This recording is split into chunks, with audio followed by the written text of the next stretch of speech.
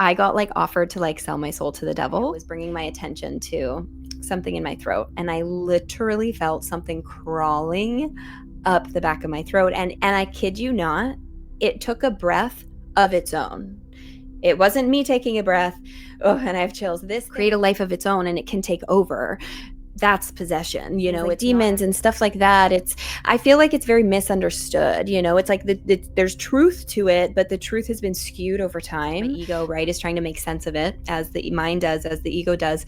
And my ego's like, oh, is it my throat being activated or something like that? You know, the ego is actually a beautiful thing. You know, we wouldn't have this experience without it. It's all a part of the journey, and it's like not getting caught up in like what went quote unquote wrong or not. You know, I'm gonna come out, I'm like, do I say this? Do I not say this? I don't want to offend anybody.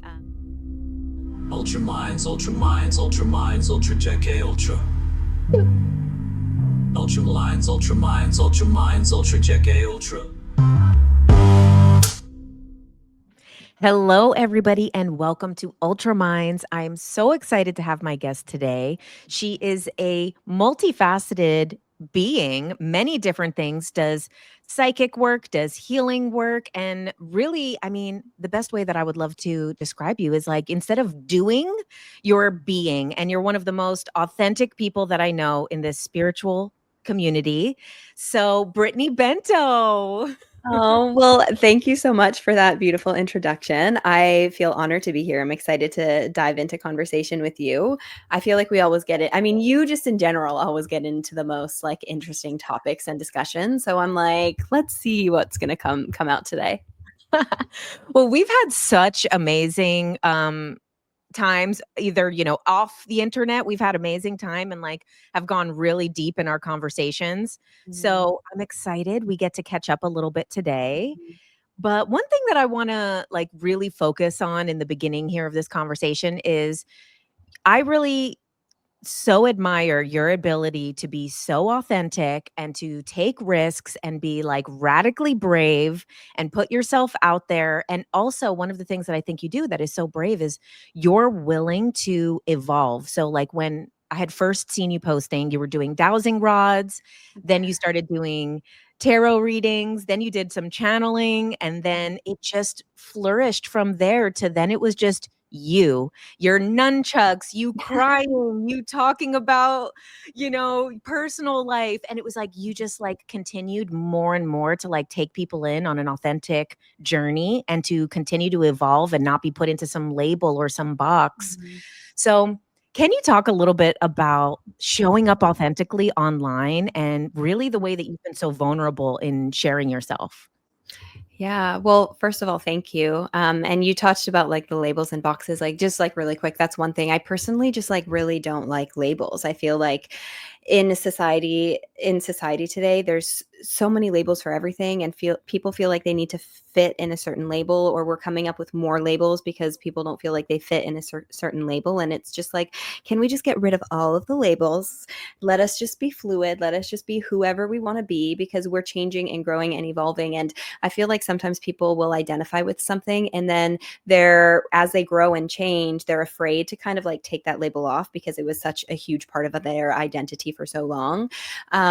So just that's a little side tangent there, but just it kind of ties in with, you know, what I'm talking about in general. I just feel like, you know, I'm trying to figure out exactly how to answer, like, how do I show up authentically? I mean, it took time. You know what I'm saying? Like, it took time. It's not like I just woke up one day and was like, do you know what? I'm just going to like be me and, you know, not fear any of the repercussions, because it can be nerve wracking. It is that, you know, the world can be mean. It can be cruel. I have gotten a lot of, you know, I don't know if backlash is the right word, but negativity, you know, or judgment, a lot of judgment. But I feel like just through my journey, through like the healing work that I've done, I've gotten myself to a place where and I'm human at the end of the day. I'm still working on this. I'm not perfect, but I've really gotten myself to a place where I don't seek external validation. Like, I don't need approval from others. And I feel like I grew up in such a strict environment. I grew up very Catholic. I love my parents. They love their kids, and I'm grateful that, you know, I have parents that genuinely just want the best for their kids. With that said, super strict environment. And I was held to very high standards. I had to present myself a certain way. I had to fit in these boxes. I always felt like my parents kind of wanted me to be this certain person, and I just wasn't that person. So I feel like eventually it just kind of got to a point where I was like, am I allowed to swear here? I want to just say Yeah, go for fuck. it. I got to a place where I was like, fuck this. You know, going back into 2022, I had a really big breakup at the time. And that was kind of the catalyst to all of this change, because that forced me to kind of zoom out and look at my reality from a different perspective. And I realized, like, I'm not happy here.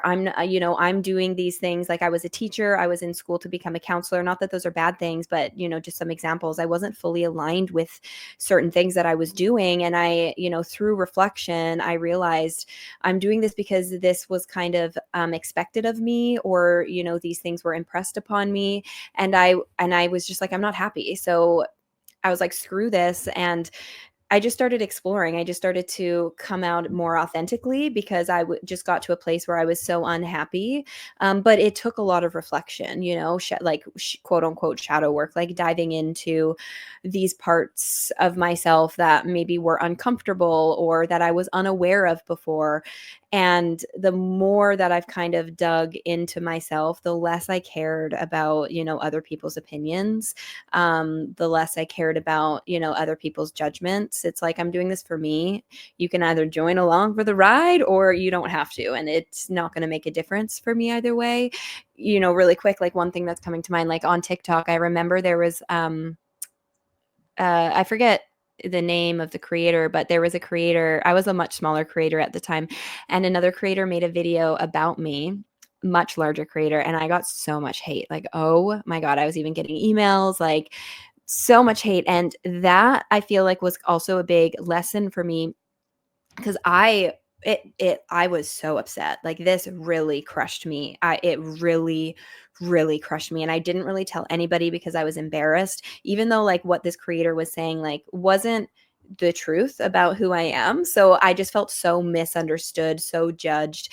And at the time, it was awful. Like, I can't even put words to it. Like, I couldn't get out of bed, like, for a couple days. Like, I was just the completely crushed. And I even put my account to private for a while because I was just getting so much hate.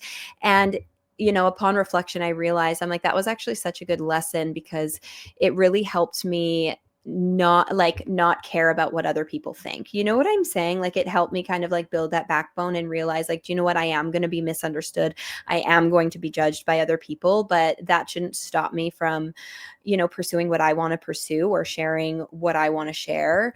So it's definitely been like a journey to get to this point. And it also takes like stepping out of my comfort zone. It's not always easy, especially when I post stuff like my light language. You know what I'm saying? Like, people look at me like I'm loony, and that's fine. You know what I mean? It's just kind of like understanding, like, everyone is where they're at on their journey. We're all here for different reasons. Not everybody is going to understand my path, and that's okay. They don't have to. And if they're judging me for it, I'm at a place where I understand that's simply like a reflection of where they're at. You know, it's like I'm mirroring a part of my freedom that I've tapped into within myself that they haven't tapped into yet. So I don't take it personally. I try not to take it personally. So you've been really good about also like fully diving in. So yes, in your internet world, but in your real life, you're also Mhm. really good about diving in. And, you know, to talk about you on the internet, you know, always like have friends that are like, I need to be doing this in my path. This is my, and it is their calling. I know it's their calling, but they're afraid of like how to Mhm. show up or whatever. And I always send them to you to like look at your stuff that I'm like, you need to look at Brittany Mhm. because I watched your journey firsthand and also talked to you personally throughout. Mhm. And I'm like, that was like the best way to do it. And it wasn't easy. Like Mhm. it looks easy from the outside because then it's like, oh, Mhm. followers shoot up and you get a Right. lot of like, but people don't see Mhm. the other side of it, or they don't Mhm. see the video where it's like, you know, all the people were like trying to rebuke you or things like that, you know? Yeah. And, you know, so with also in your real life, one thing that I think was really one of the most inspiring things that I had seen you do was when you decided to get rid of all your stuff, get rid of your apartment. You were on your way to go live nomadically. And then at the Mhm. border, they were like, nope, you're done. You're not going anywhere, girl. And you Yes. like had this whole big spirit quest, vision quest plan. Mhm, mhm. And the border was like, no, try Yeah, again. yeah. So the way that you dove into your just trusting the process and listening to spirit at that time. So can you talk a little bit about those type of things of your journey? Yeah. So yeah, there's a lot that goes on behind the scenes, whether it's incidences like that or just like actually doing shadow work, reflecting and like sitting through those uncomfortable feelings, like so many tears, I mean, I do share tears online too to show people, you know what I'm saying? Like to show people that side of it, but so much more tears like behind the scenes that people don't see. And it is hard. It has been hard, but so rewarding at the same time. I want to make that very clear. So rewarding at the same time. But yeah, so to talk about this incident you're talking about just really quickly. So I had the breakup, moved out, moved into an apartment with a roommate. I quit my job as a teacher, dropped out of school, started working for myself, and I was in that apartment for almost a year. And around like 10 months into the lease, or even like less than that, like 9 months, I'm kind of like had this itch. I'm like, I feel like, cause like my roommate at the time had moved out with her into her boyfriend's place. They got a place together. So I'm in this now 2-bedroom apartment on my own. And I was at a place then where I could afford it. When I first moved in, I couldn't afford it. And then, through quitting and, starting on myself, I could afford it. So I was kind of like, okay, I could like own this place, or not own it, but rent this place like by myself. I have 2 beds. I could make 1 bedroom like a little podcast studio, because at that point I was like starting my podcast, starting my YouTube channel. I was really excited and inspired about those things. But there was this little internal nudge that was like, it just didn't feel right. And I just kind of had this thought kept coming back to me of like Airbnb hopping, or yeah, Airbnb hopping, because that's something I always kind of like wanted to do, like just nomadic traveling around a little bit. Um and it just kept popping in, and I kind of like shoved it to the side a little bit. And then one day I was like, do you know what? I'm like, what the hell? I'm like, I can do this. I was like, I absolutely can do this. I mean, I had a cat. I brought her along with me. And that was big in and of itself, because that apartment was like a dream apartment. It was so beautiful. Loved the location. Like loved it there. And sometimes, people are like, why would you give that up? It's so great. It's like, because my heart is calling me somewhere else. I have no idea exactly like what the journey is going to be, but I just knew that I was being called to take off, essentially. So I sold all of my things, because at the time I couldn't afford, I mean, even now, like I can't afford rent and, Airbnb hopping. It's too much to do all of the things. So I got rid of my apartment. I sold all of my things, which in and of itself was so symbolic and just so freeing to kind of, oh, and I just have chills talking about this, just to like let go of like all of the old version of me, everything that kind of held me down, like down to like the material things. There were a couple boxes that I left at my parents' house, but for the most part I went down to a suitcase. I even sold all my furniture, like everything.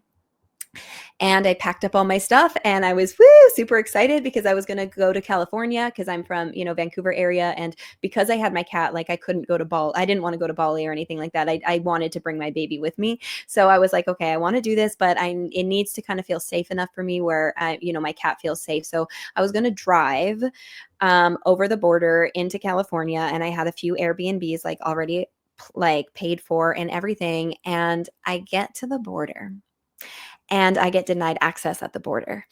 And the reason I get denied access, and this was so stressful. Like literally, I'm in the interrogation room. They took my phone. They're looking through my banking information. They're doing a whole search of my car. And I'm thinking like, what red flag do I have like on my head? Like, why are they? Anyways, the reason why is because I work for myself.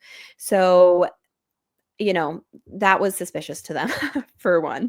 For two, the fact that I didn't have I guess like address, because like I can't afford it. I can't afford paying rent and traveling. So to them though, that was suspicious. You know what it's like living a different life is, was a red flag essentially. So I got questioned and they thought that I was trying to flee Canada. It looked like because I had no boyfriend, because they're like, do you have a boyfriend? Do you have like a place? Like, what's your, and I didn't have a boyfriend. I had nothing tying me down. I had no job, no place to live. Like, and they're like, what are you doing here? I'm like, I just want to travel. Like, am I not, I'm allowed as a Canadian to be in America for 6 months without a visa. And I wasn't even planning on being there for that long. I wasn't there for that long. Initially, I was only planning on being there for a month and a half. I ended up being there for 3 months because I got questioned at the border twice. Like there was a whole other, I won't get into the other story, but anyways, long story short, they denied me access. And I just remember feeling defeated. Like I was crying. I was more so like crying because of how like shaken up I was by that experience. Like it was just like not a fun experience. I was there for literally hours being like, it felt interrogated. And I was crying and, you know, I wasn't really even confused though. I was just kind of like, okay, I knew I was meant to go Airbnb hopping, but I also knew that happened for a reason. I knew that I was rerouted for a reason. So I went back to my parents' house and I let myself just have a day of just crying and whatever. And then I went for a walk by myself, just clearing my mind. And I was like, okay, like what are my options here? Like I could try to just like fly across, but I just feel like after that incident, I'm flagged. I'm like, I just don't feel called to like go to the States right away. And I just kind of had this like, oh my God, like I'm going to go to Vancouver Island. So I started looking at places in Vancouver Island and I ended up going there like a few days later instead. So I ended up staying there for like a month and then I flew into San Diego, from there after and was able to stay at my second Airbnb stay. Anyways, and when I went to Vancouver Island, after some time there, what I realized, I received the message of why I was rerouted. So it's like, know that it might not make sense right away, but it will make sense down the line. And it did. I received this message of, well, for one, like this is the beginning of your healing journey, is what Spirit said. And I'm like, beginning of my healing journey? What are you talking about? Like what have I been doing for all these years? Yes, I'm like, I've been healing from this breakup. Like, what do you mean? And anyways, I then understood what they meant because the work that transpired after that was so much bigger than I had even thought. But I had the message of this is the beginning of your healing journey, but also it was kind of like a readjustment because Vancouver Island, chill, low key, super chill, like quiet. The place that I went to, it was this Airbnb, it was an apartment, but on the listing, it didn't say the room number. I only saw the room number. I got it like when I went there and the room number was 111. So I was like, no freaking way. Like, of course, all about new beginnings, but it was like a readjustment in the sense of like, when I first thought that I was going to go to the States, I thought I was going to be meeting up with all these people. I thought it would be more kind of like adventurous, more out there, more kind of like meeting up with people. Cause I did meet up with you when I went there. I did meet up with a small amount of people, but I thought I thought I was going to meet up with more people. And really Spirit was like, it's not about that. This is about you and your healing journey. You are being taken here because this is going to be a safe space for you to kind of dive in and work on yourself. So, and I have chills just talking about it now. And I needed that readjustment. I needed to know kind of this realignment, if that makes sense. And then I ended up flying in, a month later and I made it in fine. And yeah. Wow.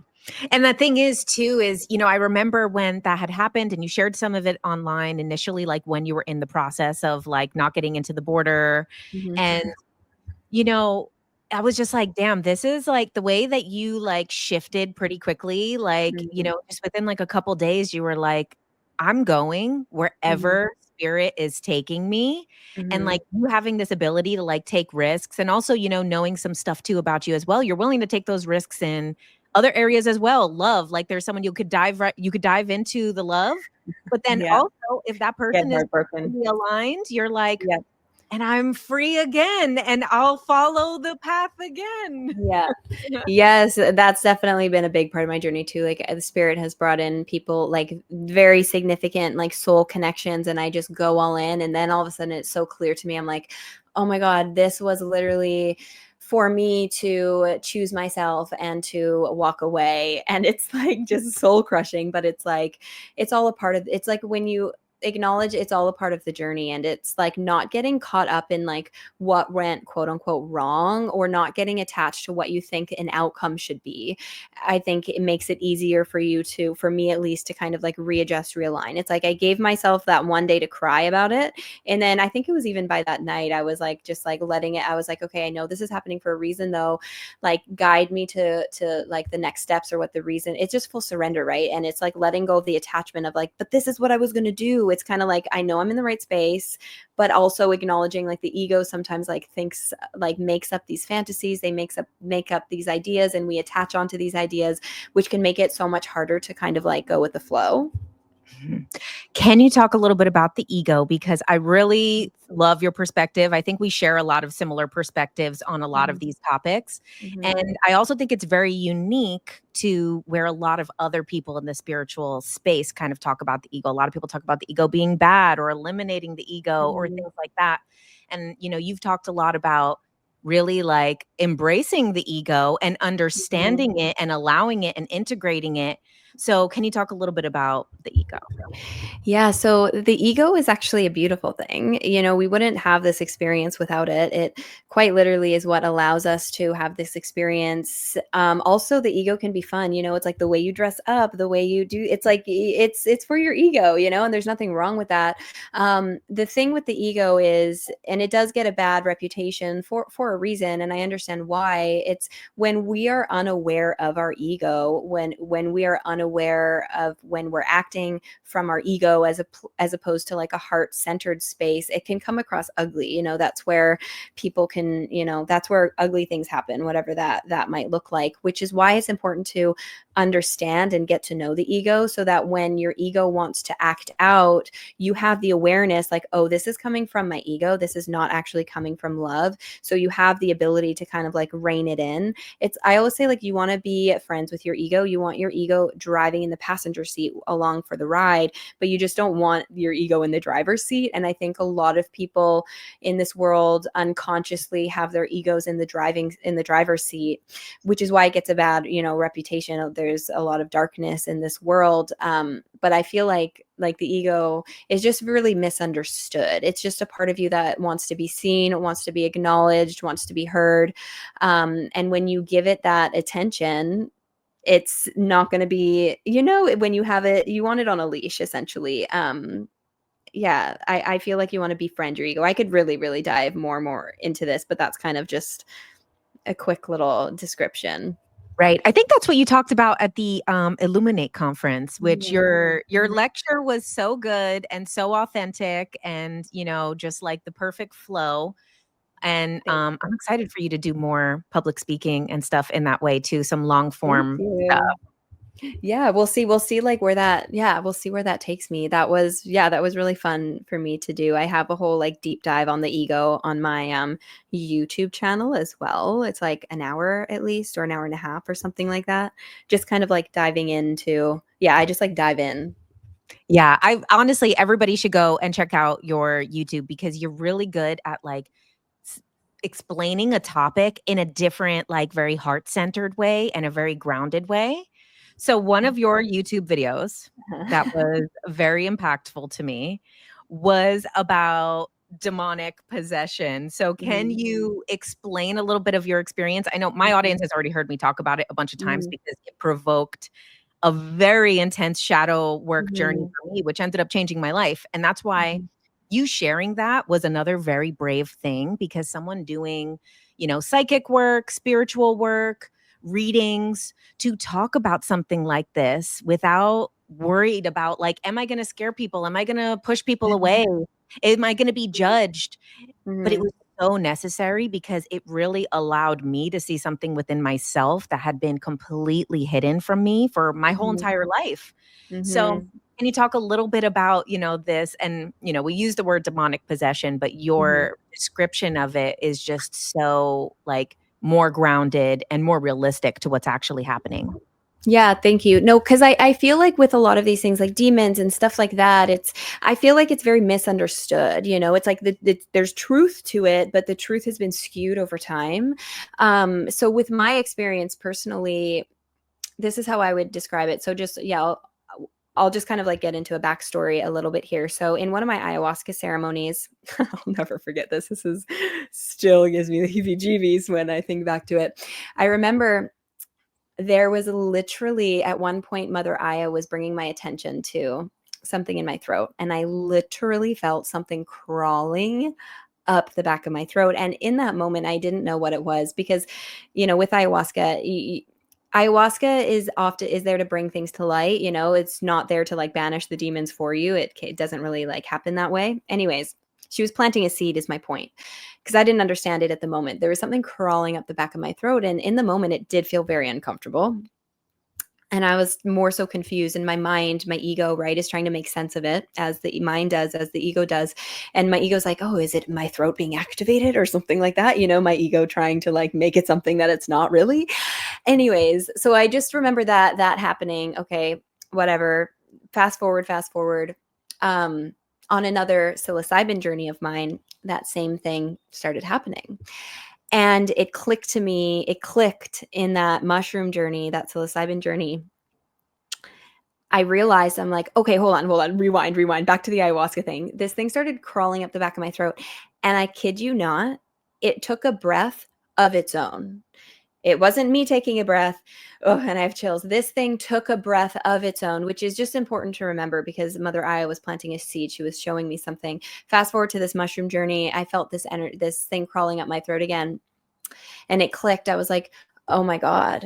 Like, this is a demon. Like, I have a demon within me. And I realized it in the ceremony, taking a breath on its own, was Mother Aya showing me this has a consciousness of its own. It's not me. This thing within me has a consciousness of its own. And that might sound creepy and freaky to a lot of people. But what I realized is almost every single one of us has inner demons. And she showed it to me in that way to make so that it made sense of me. Is there actually this thing crawling up my throat in real life? No. Spirit is so intelligent, and the way she showed it, you do get what I'm trying to say? She showed it in a way for it to register in my mind to make sense to me. Like, there is something other within you that has a life of its own. And it, the dots clicking, and there was a few other things that happened prior to that helped kind of like click all the dots together without, diving into too much detail. And I realized inner demons stem from, we create them from within ourselves. This is diving back into the ego. Like, the ego is there to protect you at the end of the day, right? It's there to protect you. But if there's like a part of you that's wounded, and I'm trying to think, I'll talk about like my specific, like this inner demon I know was created, or it started to take on a life of its own when I did bodybuilding competitions. Like, I used to do bikini competitions, and, I've really struggled with self-image for a really long time. And there was a wound. I had a wound since childhood about like body image, not feeling, always feeling like the fat one in the family, comments like, oh, Brittany, once on the lips, forever on the hips, that sort of a thing. And I had this wound, and I was unaware of this wound, though. I was unaware of how deeply hurt I was. And when we have these inner wounds and we don't heal them, what was kind of presented to me is they have the ability to take on a life of their own. And the reason it does that, the ego does this is why the ego is so complex, right? It can take on a life of its own. It's there to protect you at the end of the day.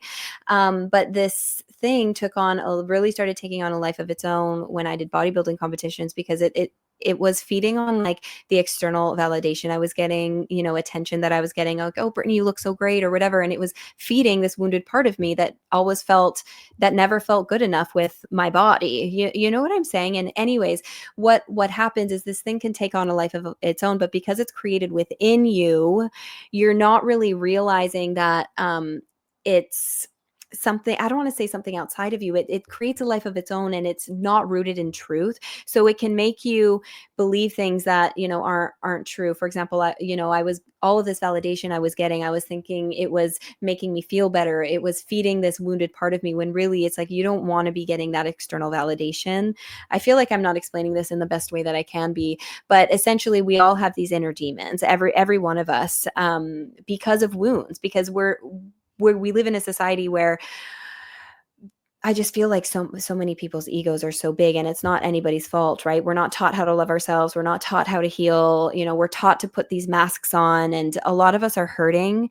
And the ego, to protect you at the end of the day, that part of you can grow bigger and bigger and bigger until you give it the attention it needs.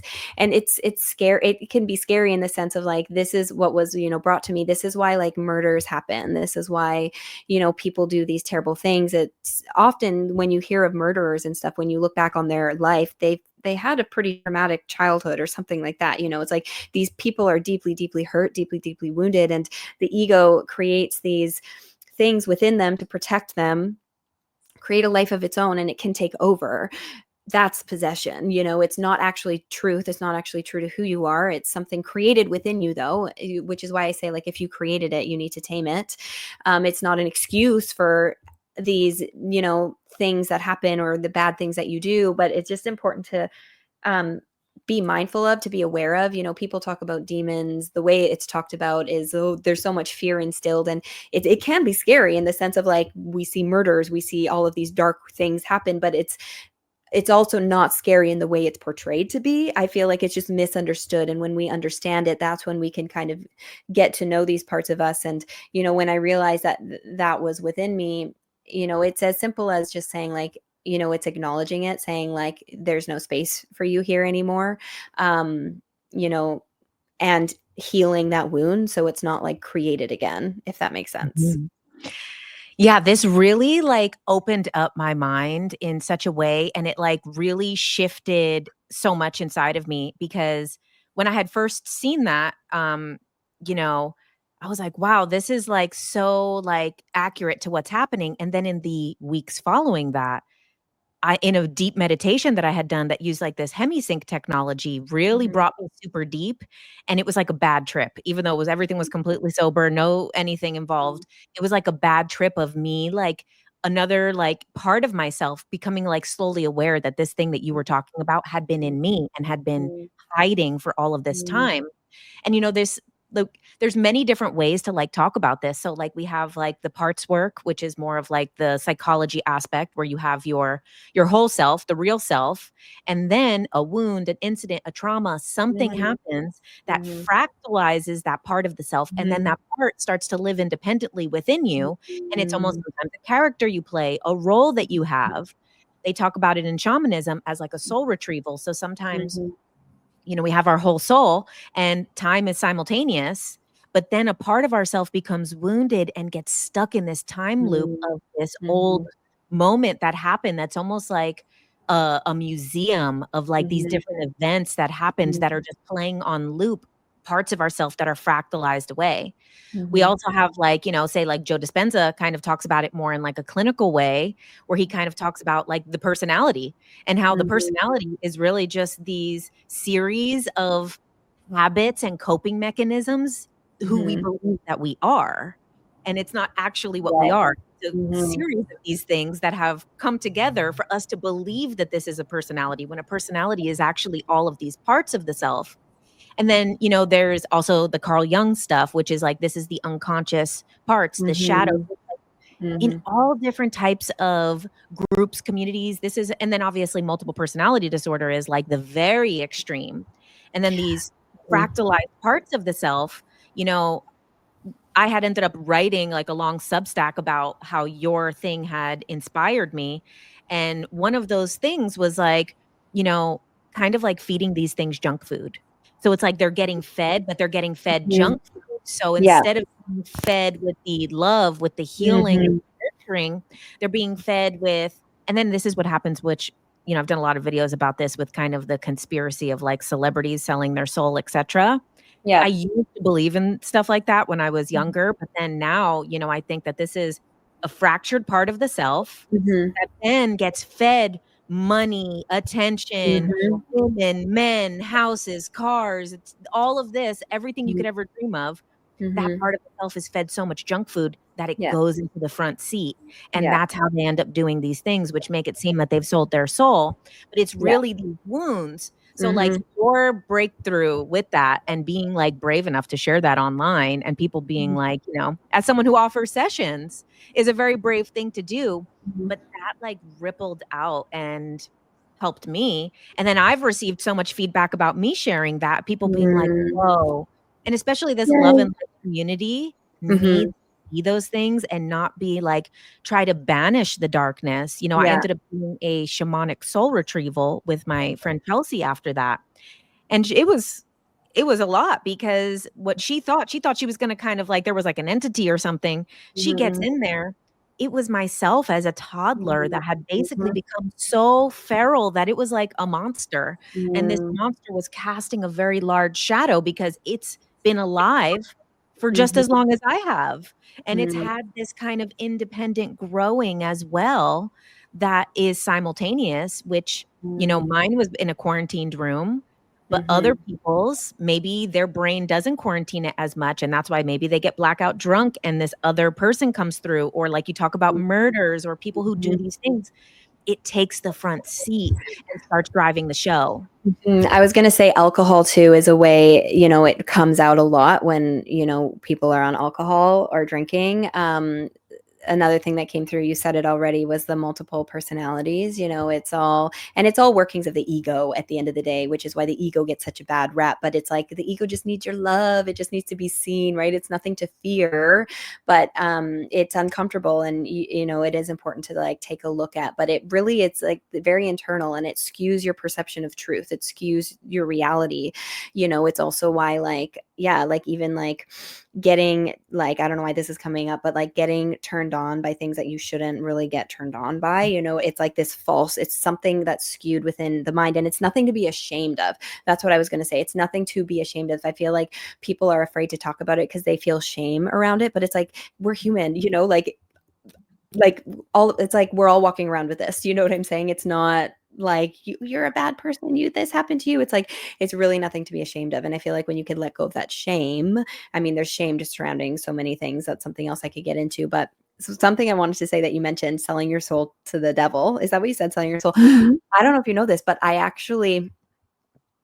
just like share my experience. So you obviously know that like I, receive like downloads, messages or whatever, but I posted this on my TikTok a while ago. I shared this experience, and it happened just like over a year ago now, about a year and a half ago. I got like offered to like sell my soul to the devil. And I know that sounds weird. It wasn't like any physical person or anything like this, but like I kind of was like, I was in my room and I just had like full body chills. And I had this like download or this like thing that came through and was like, if you genuinely feel you're a servant of God, because this is something I say, just like a side note, like I feel like I'm here to serve, like to be a servant of God, whatever that might look like. That's what I feel like my calling is. Anyways, so this message came through and it was kind of fun. It was like this light energy. It was a very charming energy. And it was like, like if you're meant to be a servant of God, that that means if he wants you to like work in the background all your life, like that would mean working in the background all your life. Like, basically saying like not becoming famous, not getting a lot of money, and I don't care about that. So I was just kind of like, yeah, I was like, if that means that, like, that means that, like, that's fine. And it was kind of like this jokey energy.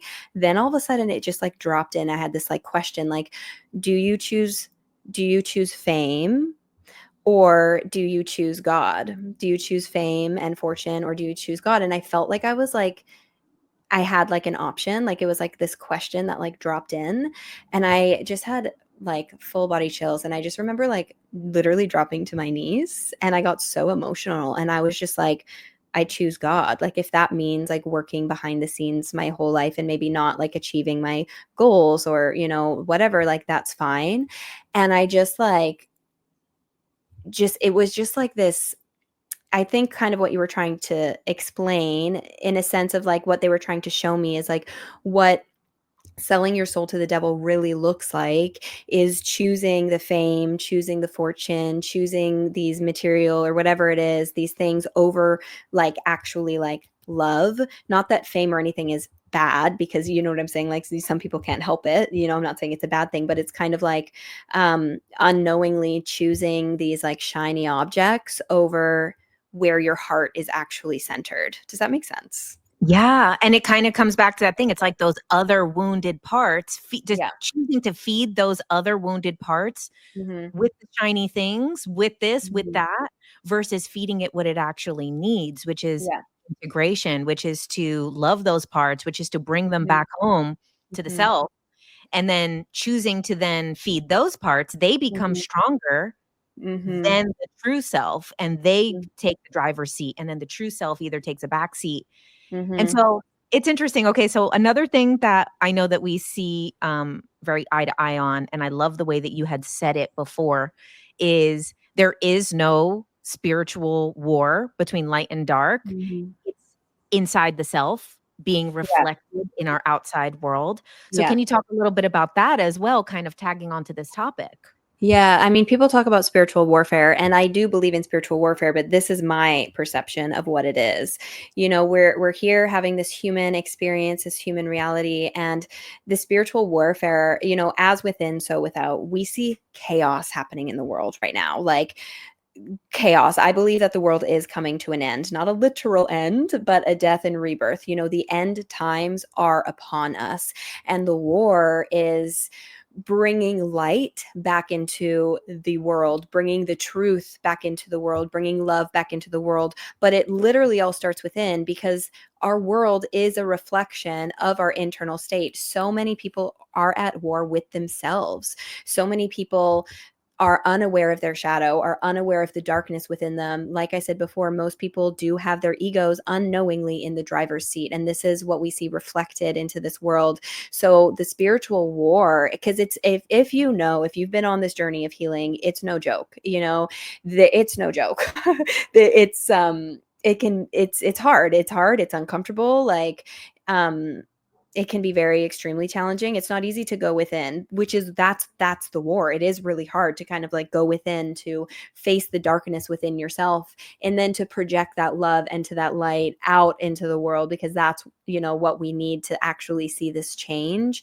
You know, people talk about, oh, there's dark forces at play. It's like there is, but I just feel like the way it's talked about is not grounded. You know what I'm saying? It's like not grounded. It's very unrealistic. So I just, like I said, it's kind of like, this is why like I don't like to be associated with new age spirituality, because to me new age spirituality is its own religion. I see truth in all of these things. I see truth in new age, I see truth in religion, but the truth has been so skewed that it's kind of like, I don't know, it just kind of, it's a whole other, I don't know, it's a whole other thing I could get into, but yeah, does that kind of answer the question? Yeah, I mean, I so much agree. I think I might be a little bit more on the extreme end of like, you know, I don't believe that evil is a force of the universe. I Right. believe that it's just a mask that is worn in this reality, and that Mhm. there is no other big force. I don't believe that there's anything that is like similar to God or equal to a creator or equal to a source that is dark. And that's Mhm. something that is really big in New Age spirituality as well as Yeah. Christianity, where there's a lot of overlap of like, Yeah. they give so much power to Mhm. darkness, to be a Mhm. tempter, to be a manipulator of all of these things, but then never looking that that is something within Mhm. the Mhm. self. It's their Mhm. own temptations, it's Mhm. their own Mhm. manipulation. It's that wounded part of the self Mhm. that has broken off and Mhm. is being, "Please look at me." Even what you Mhm. said before about being, say, turned on by, like, wrong things. Yeah. You know, the brain works in a way where where there's trauma is Mhm. connected to sexual arousal. So Mhm. these are an intertwined pathway, which Mhm. is like, in what we're talking about, it's Mhm. asking to be looked at. The trauma is saying, "Please look at me. Please Yeah. look at me. I need help." Yes. It's Yes. not showing up in these ways, so it Yeah. comes through underneath in the darkness, in the Yeah. shadows of Yeah. watching stuff online, Yeah. having these fantasies that don't feel Yeah. good. Yeah, I agree. I agree with you. I don't think there's like this, like the devil, like you know, like to me, it's all the same. Like we're here having this human experience. And in order to fully have this experience, we need polarity, right? We need the light and the dark. To me, it's all neutral in a sense. We need the dark, but it's not like it's this force that's trying to like come in and get you. That's simply a product of the world, what's happened through, again, as within, so without. So I agree with you with that. I feel like God's source is all love. It's all love. When you go to the other side, it's all love. And the darkness is just, it's the necessary polarity of this experience for us to have this experience. And I think too, one of the things that I had gained from my ayahuasca experience, but then, sometimes is very hard for people to swallow when I say this, is like, and I don't know what exactly I meant. What I meant in that was like the oneness. It was like the center of this creation. I don't know if it's the center of source or what it is, but I was so like taken aback by like, everybody says it's all love. And our perception of love here is like love and light, beauty, happiness. And I was like, oh, love is completely neutral. Unconditional love is neutral. Unconditional love is loving enough to let you make up mistakes, loving enough to allow you to become a murderer or this or that, or to be bad or to make wrong decisions. Like a parent who unconditionally loves their child still loves them, even if they go to life in prison for murder. That is the unconditional love. And that was really what was interesting to me, is that it wasn't this like, like beaming of love. It was like, oh, this force is neutral because it loves us enough to let us do wrong, to let us make mistakes, and to love us just the same. And, I think that's one of the things that I think sometimes I feel is at a loss in some of the spiritual spaces and religious spaces, is like, well, God wouldn't punish us if he loves us unconditionally. I'm going to come out. Oh, I'm like, do I say this? Do I not say this? I don't want to offend anybody. I'm just very honest. So I was raised very Catholic. And like I said, I see the beauty in religion. I want to say that before I come out and say this. Me and my friend are actually going to be doing an episode specifically on religion. That'll come out in a few months from now. But I kind of came to this realization that the Catholic, and I'm even like not nervous, a little nervous to say this. Anyways, I'm going to say it anyways. The Catholic religion is the biggest cult in the world. I have chills as I'm saying that right now. And again, not me saying people in the church are bad or anything like that. I want to make that very clear. Like I said, I think there are a lot of beautiful teachings, and I want to really say that I think there's truth to it. But I feel like there's so much, and this message, a different message came through to me on a mushroom journey about the darkness and the roots of the darkness within religion. It's so deeply rooted that people are unaware, just a symbol of the darkness, just a symbol of the mask and the skewed perception of truth within religion.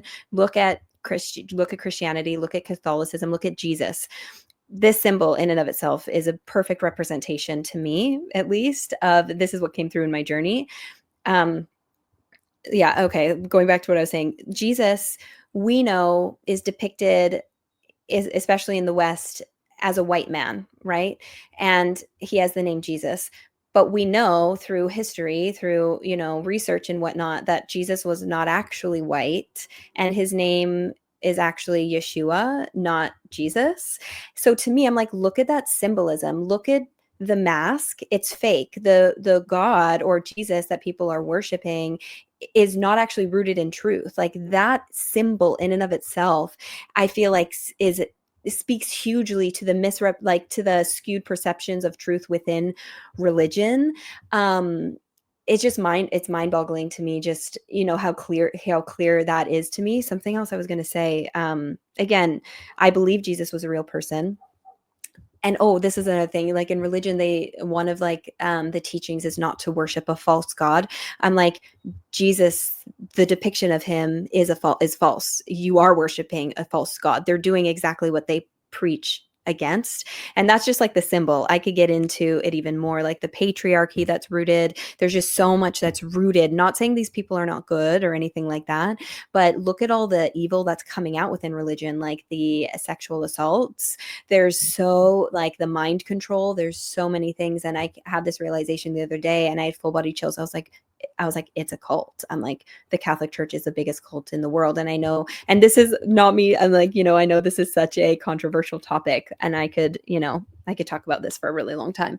I'm using the Catholic faith as an example because that was the religion I was grown up in. So that was, but I feel like that's true for a lot of other religions as well. And again, I believe there's truth to it, but the truth has been it's like there's truth to Jesus, but look at the skewed, you get what I'm trying to say. Now, I 100% agree. And, and exactly, I believe that all the religions, all the beliefs, all the spiritualities, all the science, all of every possible perception is at its core has the truth, because there is only one truth. There is a universal truth. And this is the reason why, I believe that God fractalized into trillions and trillions of souls. And so that it can see every different perspective. And, I think that these things similar to how we're talking about like parts of the self, maybe getting into these dark things as a way to be looked at. I do think that that is kind of what this like, spiritual warfare, which I don't believe in a light versus dark forces. I believe with like what you've said in the past is that it's an internal thing. Yeah. And, believing that you're in the right place and the right religion, that you're good and that you don't need to question, that you don't need to look, that you don't need to find answers within yourself, that the answers are outside of yourself. That is yet another one of these projections of where humanity is at. And we need to start breaking these down individually and speaking about them so that it can be that little spark in someone. And it doesn't mean that they don't get to still love what Jesus stands for or who this being is. And if they feel connected, then continue to be connected. But then really like, and that's the other thing too, I think this is also the reason why there's a lot of like grifters and fakes and phonies in the spiritual space as well. And that used to really bother me because, I go to these conferences, I go to these things, I end up meeting a lot of people and I'm very taken aback by like how bullshit a lot of these people were that I used to really look up to. And I'm like, oh God, this person's like an egomaniac or a womanizer or a complete fraud or completely not at all how they portray themselves. And I was like having to reflect on that and being like, well, what do I do? Do I expose them? I'm a truth teller. I'm a uncoverer. I'm the one who does this. And when I reflected on it, it was like, no, these are important roles. These people are needed in these spaces. This similar to like kind of saying, don't worship a false god, but then showing a false image with a false name, with a false potentially story as well. And telling parts of the story removed from the true self. And it's like, that is this like the provoking people to stop looking externally for spiritual experience and spirituality and answers, and it has to go inward. And that's how we're going to keep being shown lies and fake stories and all of this stuff until you learn to trust yourself. You could trust a channeler, you could trust a psychic, a healer, a this, but those very well could be leading you to having to go inward because that is the only truth.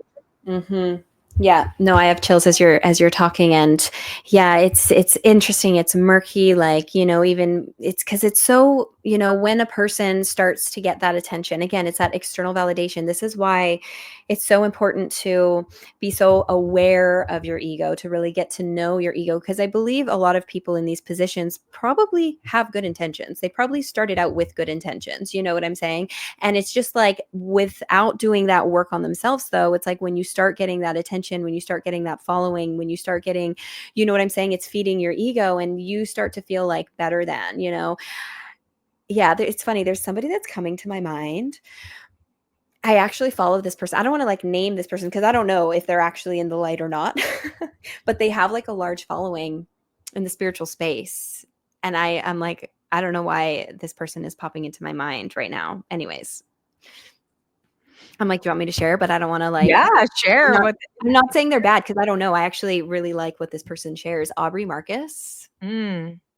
I don't know why he's like popping into my head right now, but yeah, I'm not saying he's bad. I just he's like coming to mind Right. is all I'll say. I have a very similar thing around Aubrey because I initially really enjoyed, especially during a lot of like, the lockdowns and stuff. That was how I found him, was a lot of that Right. information during that time. And I was like, oh, wow, this person's speaking out on it. And really one of the things is I do think that, he has good intentions and is, a good person. Everybody's a good person. Everybody's a good person and a bad person. That's human nature. Mhm. But, one of the things that I kind of is very important to me on this journey of my own, as this JK Ultra stuff, and Jenn and all of these different things that have been happening in my life over the last couple years is, you know, not to become a character of yourself, because this is what happens when people start to get the following, start to get this, start to Right. get that. You start to build this world around Right. a part of yourself. Right. You start to build this world around, like, I don't think that's his real identity. name, right? I think that's like his middle name or something. Oh, I Like, don't know. because then, even sometimes people use like a stage name. They Right. start to really, like we're talking about, that part of the self that needs love, that needs attention, starts Right. getting fed all the Yeah. validation Yeah. and starts to take the front seat and starts to become further from the true Mhm. self. And of course, we don't know him. We don't know what his whole journey is. And he does authentically share a lot of information, which is very helpful. Yeah. But, one of my favorite books, I actually don't read fiction very much, but my favorite fiction book is called Grendel. And it's about the monster from Beowulf. And Beowulf is like the oldest piece of literature that was ever found in English. And Beowulf is like the good guy and Grendel is the monster. But in the 70s, there's this book that's written from the perspective of the monster. And it's so beautiful because it's like he didn't know he was a monster until people started to call him that. And it comes back to like this thing where we see ourselves through other people's eyes. Does the tree make a sound if nobody hears it fall in the woods? And I think that's the thing to be really mindful of. We see it with celebrities, we see it with this, we see it with that, but in the spiritual space, which is supposed to be about healing, authenticity, we can fall into these same things of playing a character of ourself. Yeah. And then you build this huge multi-million-dollar business in some of these cases. And now you need to keep playing that character, or people are going to say, you changed, you sold out, you don't represent my values anymore. Yeah, it's such an imbalance of power too. What's coming to mind, like, you're exactly right. When you start building that following, it's like we start, it's like you're identifying with this like new character and you feel like you have to show up in this way. Like for me personally, that's why like my social media has always been for me. Like, and this is, I say post whatever you want. Like you'll see I go through phases where I often post tarot. I love doing tarot. It's something I just really enjoy. So that's been like a constant recently. But, through my journey, it's like so many different things. I also will post singing videos or I'll post this. And it's like, just be you, be authentically you. And if you changes and grows and evolves, show up as the new version of you, right? You don't want to get stuck in this one identity that, you know what I'm saying? That might be feeding your ego, and then it's like, you feel like you need to show up in a certain way for your audience, which might not be authentic to who you are anymore, which is giving your power away. And then it's other people praising you and giving you all of this, almost like putting you on a pedestal, sort of an energy, which is also an imbalance of power. And it just gets murky. And I 100% agree. And, it's definitely, something that is really interesting in the spiritual space because, a lot of times people too, connecting with spirit, connecting with channeling, connecting with beings. And, as someone who has consumed a lot of channeling, I used to be like kind of addicted to channeling like 10 years ago. I could not stop listening to it. And because it is an activation, it literally feels like it's activating inside of your body. And it is an important part of people's journeys. But a lot of those people that I really loved their work, over time, I started to feel like, wait, what is this person saying? Are they even tapping in anymore? And, my belief is that, similar to, say like someone like a Long Island medium or a Tyler Henry or something, they have this natural gift of mediumship. But then when it becomes like on the schedule, performative, I'm booked at this time, this client needs something from me. I got this, I'm on a podcast, I'm on this, I'm on that, I need to deliver, I'm on stage, people bought tickets. It starts to pull away from the real connection and it starts to kind of become a character that just Yeah. clicks in, and it's very easy to play a character. Yeah. We have these different characters within us Mhm. already that are very easy, and when they get a lot of attention, they can take the Mhm. front seat. Mhm. So, Mhm. but I think that that's also, like, something that, why I so appreciate your work is because it's like, over time, watching you evolve, it is rare for a lot of people in the spiritual space, from the old spiritual space, a lot of these, like, pioneer type people, they didn't really evolve, and they're still saying the same message that they were saying in the '80s, the '90s, the 2000s, and it's still that same thing, playing that same character, and I really think, like, we're getting out of that age of the guru, and, like, Mhm. people want to see people growing with them, but it's Yeah. triggering for the audience as well to see someone Yeah. grow, because you Yeah. identify with, like, Yeah. "Oh, I identify with you in this message." Mhm. You've Mhm. changed now. You're Yeah. different now, Mhm. and it Mhm. forces them to look at themselves. Yeah, it's tough, right? And it's like, I feel like we are all our own guru, and with my readings, I always tell people, like I say this as a disclaimer often now, and a lot of them, like, trust yourself, trust your intuition, use your own discernment. You have all of the answers you need within yourself, um, because yeah, it just gets murky when we start to look to other people, look to the guru, look to other people for the answers.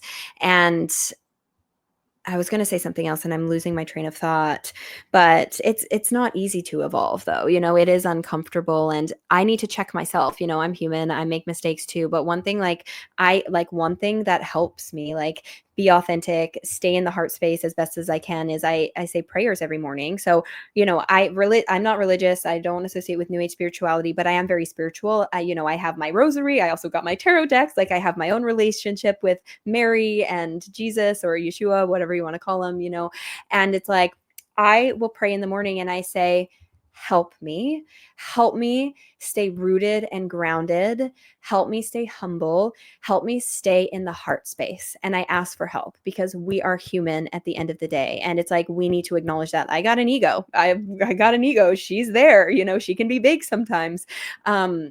So it's just like re-anchoring yourself because, with like readings, for example, when you start to like gain popularity or channelers or whatever, it can be easy to be like, okay, I'm going to do another message. How many and how many views is this one going to get? Or how much money can I make, from this, which I'm great. Like, I don't make money off my TikTok because I live in Canada. And I'm actually, like, in hindsight, grateful for that because I feel like it helped me not be money driven as I worked through my money wounds, if that makes sense.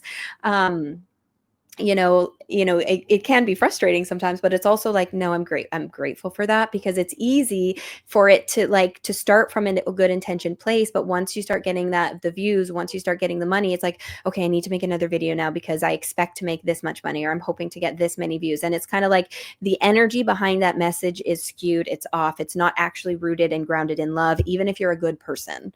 Do you know what I'm saying? But it's so easy for it to be skewed. So even like before my readings, before I like hit record, I try my best to like re-anchor in, and I'm like, okay, recenter in the heart space, spirit, like, what is the message that wants to come forward? And it's that like that switch in energy. Does that make sense? I think it's so beautiful because you're so right. Like, and I think that's really where a lot of this stuff, because consuming a lot of content before I ever made content in this way, watching these people's journeys, and, it's actually very rare that I'm inspired over time by the person. I actually start to feel like Sorry, do you hear that? the truth train coming in. No. Oh my God. Like, there's a train there that I've never heard it honk so loud before. That was like, I was like, oh my God. Sorry, that interrupted you. Keep going. It was so good. But, like, over time, and I think that's also why, new people who are different, who are trying to, like, be versus Mhm. do, and Mhm. trying to, like, pave this new path, because that's what it used to be. You needed a title. You needed Yeah. to be known as this. This is Yeah. your specialty. Box. You need to be in this niche. You need to have Mhm. this title. And I think it is a little bit sometimes, for people like us who don't really have like a specific title of what we Mhm. do, a little bit more difficult to kind of be in those spiritual spaces and acknowledged the same way. Because I feel like connecting directly with the audience is like, yeah, the people Mhm. get it. The person receiving that message receives it and Mhm. sees it. Mhm. But actually, when it kind of comes more to this business type stuff and Mhm. more like, conferences, public speaking, this, that. It's harder to sell something that doesn't have a title, that isn't in a box, but that is like the trailblazer, I think, of like this new age of spirituality, because every single person is their own guru, like you're saying. And it separates people to be like, oh, that person's a channeler, that person's an astrologer, that person's a healer, that person's a psychic, that person's a medium. It separates the person watching from their own power. Whereas like seeing more people that are willing to be like, look, I'm all of these things. Like, you take out your nunchucks on your Instagram and start doing your nunchucks. Yeah. And like, but then after that you do like, and I love your readings. You have like the best readings on social media because they're so authentic. They're so exciting. Like, you recharge the person back to be like, yes, I got this. And it's like, that's what I really want to see more of in this spiritual space. And there's a lot of people who feel called to be doing these things. I'm sure you get asked those questions all the time. How can I do what you're doing? How can I be doing this? I know this is my calling, but it's like, stop separating yourself by looking at what other people, these titles of these other people, and start being you and doing your thing, where it could be tarot to nunchucks to light language to singing to dancing to crying to all the things. Yeah, all the things. Don't ever limit yourself. I feel like, you explained it perfectly. I won't reiterate what you just said, but it's like, that's why I said at the beginning, I don't like labels, and we're ever changing, growing, and evolving. And if you might identify with something and maybe it was a big part of your life for a long time, but it's like, you don't need to continue that. And it's like, it's okay if you disappoint other people as you change and evolve, right? Like, you're not here for others' approval. You're here for yourself. So yeah. Right. And that's so beautiful. And I think too, like, giving people their permission to change and to evolve is powerful. And like, your journey is so accurate to that, because, you did really well with those dowsing videos. Those things were going viral as hell. Well, do you know what? It's funny. I was going to mention it and then I forgot, and I'll mention it now that you're bringing it up. It's like, I'm not going to lie, with the dowsing rods, I kind of went through a period where I'm just going to readjust myself here. Those were the videos that took off for me. That's unexpectedly, like, that wasn't like why I started doing them, but that's how I really started growing my platform. And I remember as I started to shift and evolve, I mean, I haven't touched my dowsing rods in years. I still have them. I think they're fun, but like, I just don't, feel, I don't resonate with them the same way I did. And I switched my content, and I was getting so many people just upset about it, and I'm like, this is for me. Like, I would be unauthentic if I were to keep posting the dowsing rods. But on top of that, there were other creators that started posting dowsing rod videos. One in particular, literally like verbatim, word for word, what I was saying. And this creator grew a bigger following than even I did. And I was frustrated. I'm like, I was so, my ego was just like, this is so frustrating. Like, this was, I don't even want to say my thing, because it's not my thing. Everybody, if you're interested in dowsing rods, hell yeah, get yourself a pair, play around with them. They're fun. They were, a very big part in my journey, at the beginning. But I just felt it was frustrating because I felt like people were like copying me. And then I was kind of like, my ego was like, well, Brittany, if you keep doing more, you could build more of a following. But then I just was like, I just kind of like removed myself. I ended up being like, do you know what? It's the internet. People can do what they want. I ended up like blocking those people, not, for my sake, so that I wouldn't like go and look and get myself angry as I saw more of like their videos. Anyways, and then I was like, it was like, I feel like now, like, just even reflecting on that, like, I'm proud of the old version of me for not giving into that, egoic frustration, and not giving into just continuing down that path, because that's where I was seeing a lot of attention, if that makes sense. Yeah. I'm proud of my old self. Just giving myself a little pat on the back there. I love it. I think that's so beautiful, because it's really like, those are the real lessons. Yeah. Like, being triggered, I get triggered in a different way, like, because I will do like 5-minute deep dive that is like an entire encyclopedia of that topic, and then move on to something else. And I'll see people who, are like praised and put on this pedestal and stuff for literally saying like the first 30 seconds of what I said in that video with like nothing. And I really like have to like reflect and check myself and be like, why is it bothering me so much? Why am I being consumed by comparison And then why also is my coping mechanism to be like, well, I know better than them. I'm better than them. I did it better. If somebody Mhm. watches my video, they get more out of it. And then I have to like Mhm. really like reflect and be like, what is this coming from? What is the root of this? What part of Yeah. myself? That same thing. Not all those parts are demons. Mhm. Sometimes those parts are just existing in this little time Yeah. loop. And I have to go Yeah. back and be like, oh, well, you Mhm. know, in my family dynamic, there was people that were always being put above me.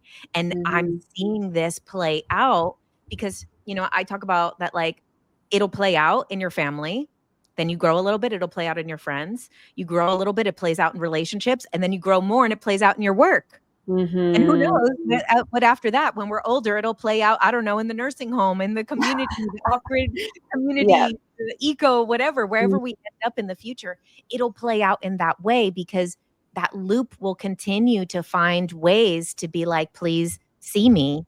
Yeah. And, it's different because then, this us walking our path, living this authentic path of like, this is what we're listening to our soul wants to be doing and the service that we want to have, then having it still come up in these areas, it almost kind of stings a little different Yeah. because it's like, I'm following the path. Mhm. Why am I Mhm. being shown this? And it's like Mhm. still that, you know, 5-year-old self, 10-year-old Yeah. self, 15-year-old self that is like, why is somebody else in the class getting Mhm. attention when my piece of art was nice Mhm. too, or Mhm. whatever it is. Yeah.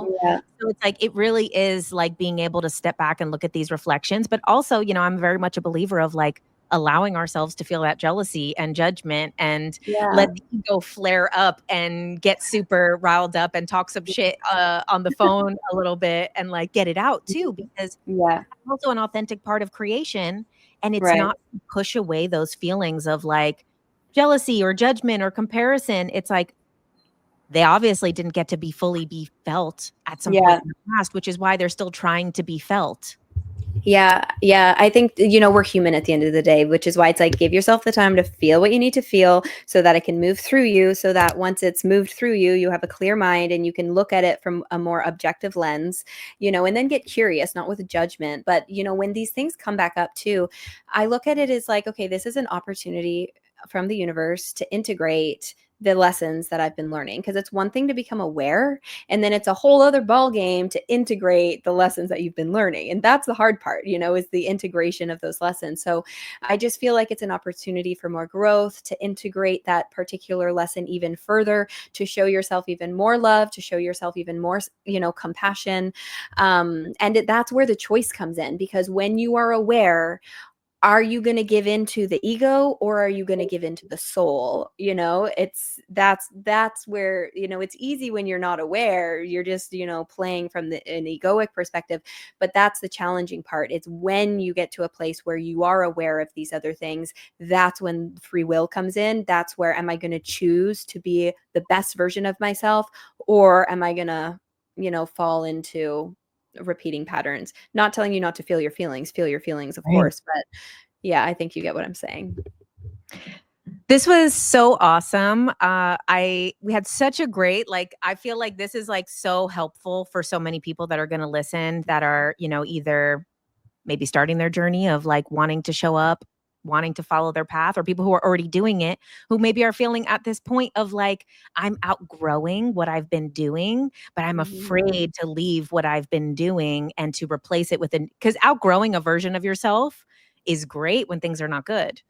But Yeah. outgrowing the version of yourself when everything is very rewarding and successful, Uh, that's it's really scary. it's hard. So Yeah. it's like giving the permission right now to Yeah. do that. Yeah. One thing I just wanna say as you're talking really quickly, I feel like a lot of people have this calling to, let's say, serve, or like they have this certain calling and they're like, I want to step in this direction, but I don't know how. One thing I really feel called to say is, we put a lot of pressure, as humans, on whatever this calling is, to, let's say you're in a job you don't like and you're like, this is my calling, I want to make money, doing this. And there's nothing wrong with that. But we put way too much pressure on the like needing to make money or needing to like see the results of it right away. If you want to keep it in the heart space and to keep heart centered, I recommend like putting that on the shelf, like wanting to make money or see the success, don't worry about that. Do not rely on this to give you an income. Do not rely on this to see, you know, for success or whatever that may be, because that will skew the energy quite quickly, if that makes sense, or taint the energy, I should say, quite quickly. And it'll take something that is pure and has beautiful intentions, and it, you know, it's like pouring like mud in water, you know, it taints it. So it's kind of like pursue it, but have fun with it. Let go of expectation, let go of the pressure, let go of like needing to see X amount of success by this amount of time. Just explore, have fun, learn. And if it's in alignment, you will eventually see the payback for it when you're ready to receive it, if that makes sense, as opposed to like forcing the success. So that's just kind of like a side note too, because I just feel like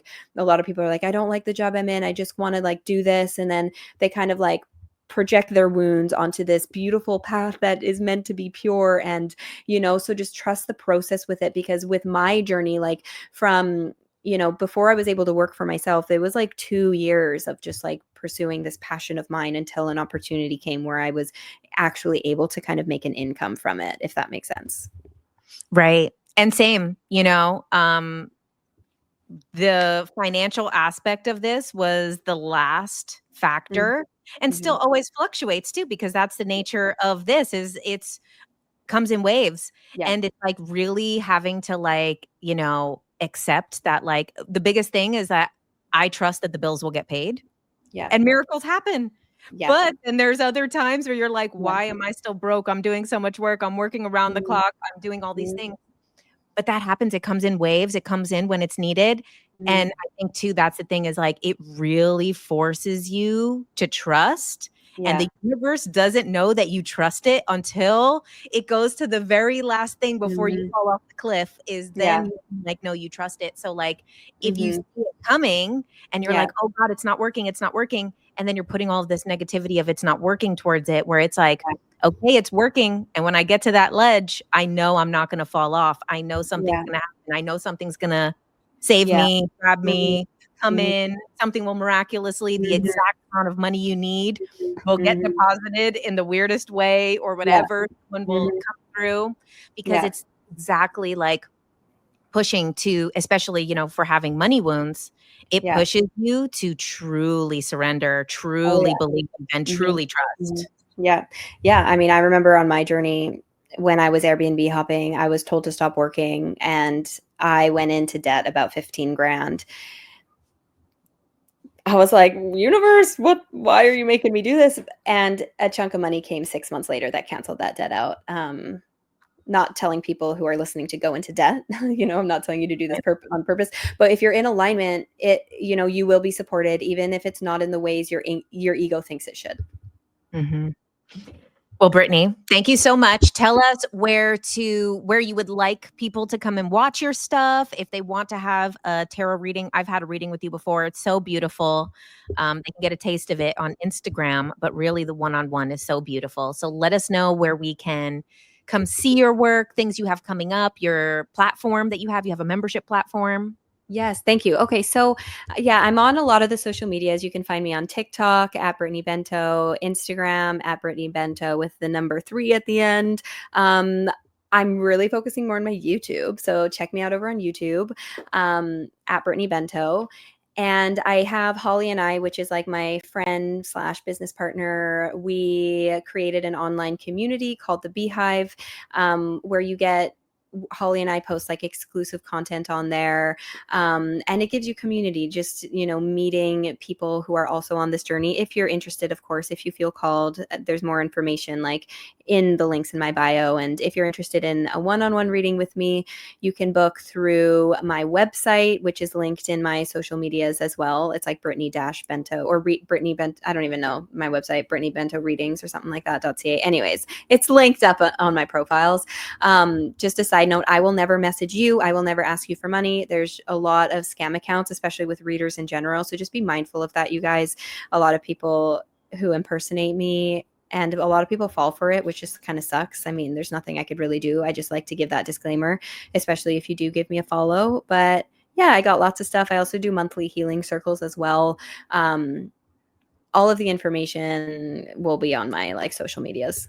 Well, thank you so much, Brittany. And thank you for all of this authentic self that you share with us. I love it. Thank you, Jenna. This was a beautiful conversation. Thanks for having me on. Thanks for listening to Ultra Minds with JK Ultra, where every Thursday we come out with a new interviewing some of the greatest minds in spirituality, consciousness, aliens, conspiracies, astrology, and so much more. And make sure you check out my Tuesday night live every Tuesday night, where I do a live stream and we do a Q&A and we go a deep dive into topics like the simulation theory, shadow work, spiritual bypassing, spiritual gurus turned cult leaders, aliens, my own experiences, and so much more.